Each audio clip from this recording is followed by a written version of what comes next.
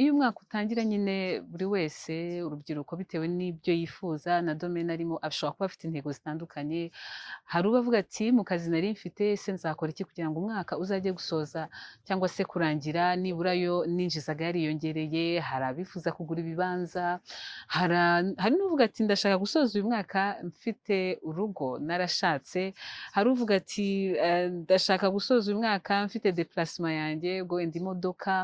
Hari imishinga itandukanye myinshi urubyiruko ruba rufite, ariko kandi nanone nta nubwo urwo rugendo ruba ari urugendo rutambitse. Hari igihe ujya gusoza umwaka bikanga, ugasanga za ntego wenda wanihaye wenda hari aho wageze ariko ntiwageze aho washatse, cyangwa se ugasanga ahubwo byabaye bibi ugereranyije n'umwaka wari wawubanjirije. Akenshi rero bigatuma abantu biheba, cyane urubyiruko akavuga ati se ndava he ndajya hehe, n'ubundi se ndongera kwiha izindi ntego n'iza mbere ntazo nagizeho cyangwa se narasubiye inyuma. Ariko bikaba byanatuma nyine abantu bamwe mwakajya mu biyobyabwenge, umwe akavuga ati n'ubundi ntacyo nkwiriye kuba nkora.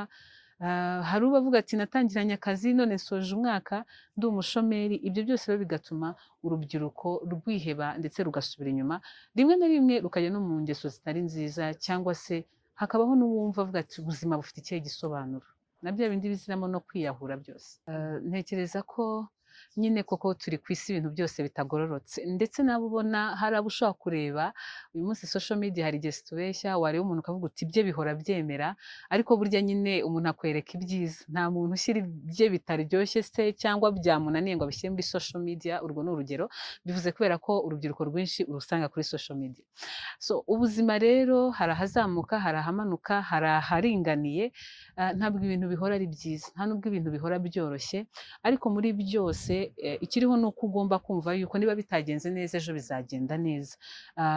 Icya mbere ni ukudacika intege, ukirinda kumva yuko wowe ari wowe byanze. Njye kuri njye nkunda kuvuga ngo ugomba no kurema ibyiza muri wowe, ukumva yuko bigomba kwemera, ukirinda gutsindwa utaranagerageza. Rero ntimucike intege, ibyiza birahari nubwo bitazi uyu munsi, ariko icya mbere ni uko uriho. Burya iyo ubyutse ukumva biremera, ugakandagira ukumva biremera, ukumva urahumeka, burya haba hari amahirwe menshi y'uko ibintu bishobora kugenda neza. Ntucike intege, ukomeze ukore.